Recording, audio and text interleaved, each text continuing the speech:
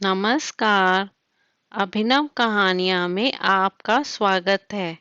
हमारी आज की कहानी है माँ हमारा यहाँ अंतिम दिन है। एक गांव में एक किसान रहता था।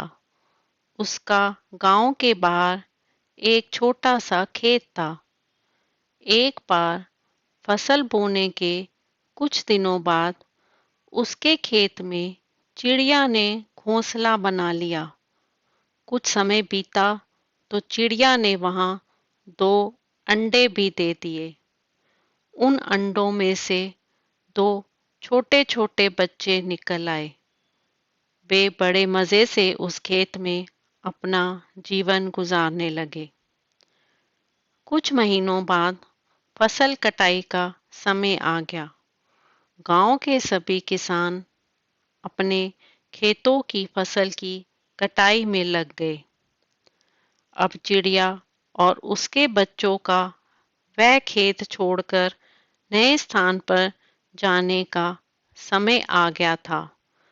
एक दिन खेत में चिड़िया के बच्चों ने किसान को यह कहते सुना कि कल मैं फसल कटाई के लिए अपने पड़ोसी से पूछूंगा और उसे खेत में भेजूंगा। ये सुनकर चिड़िया के बच्चे परेशान हो गए। उस समय चिड़िया कहीं गई हुई थी। जब वह वापस लौटी तो बच्चों ने उसे किसान की बात बताते हुए कहा, माँ, आज हमारा यहाँ अंतिम दिन है। रात में हमें दूसरे स्थान के लिए यहाँ से निकलना होगा। चिड़िया ने उत्तर दिया, इतनी जल्दी नहीं बच्चों, मुझे नहीं लगता कि कल खेत में फसल की कटाई होगी। चिड़िया की कही बात सही साबित हुई। दूसरे दिन किसान का पड़ोसी खेत में नहीं आया और फसल की कटाई ना हो सकी। शाम को किसान खेत में आया और खेत को जैसे का तैसा देखकर बुदबुदाने लगा कि ये पड़ोसी तो नहीं आया। ऐसा करता हूँ, कल अपने किसी रिश्तेदार को भेज देता हूँ। चिड़िया के बच्चों ने फिर से किसान की बात सुन ली और परेशान हो गए। जब चिड़िया को उन्होंने ये बात बताई तो वह बोली, तुम लोग चिंता मत करो, आज रात हमें जाने की जरूरत नहीं है। मुझे नहीं लगता कि किसान का रिश्तेदार आएगा।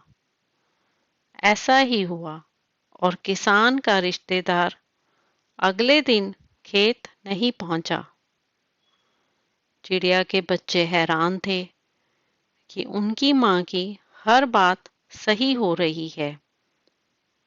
अगली शाम किसान जब खेत में आया तो खेत की वही स्थिति देखकर बुदबुदाने लगा कि ये लोग तो कहने के बाद भी कटाई के लिए आते नहीं हैं। कल मैं खुद आकर फसल की कटाई शुरू करूंगा।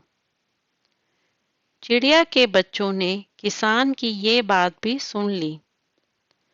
अपनी माँ को जब उन्होंने ये बताया तो वह बोली, बच्चों, अब समय आ गया है ये खेत छोड़ने का।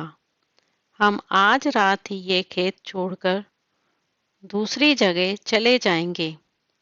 दोनों बच्चे हैरान थे कि इस बार ऐसा क्या है जो माँ खेत छोड़ने को तैयार है। उन्होंने पूछा तो चिड़िया बोली, बच्चों, पिछली 2 बार किसान कटाई के लिए दूसरों पर निर्भर था।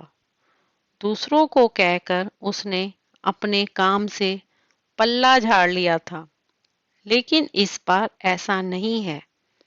इस बार उसने ये जिम्मेदारी अपने कंधों पर ली है, इसलिए वह अवश्य आएगा।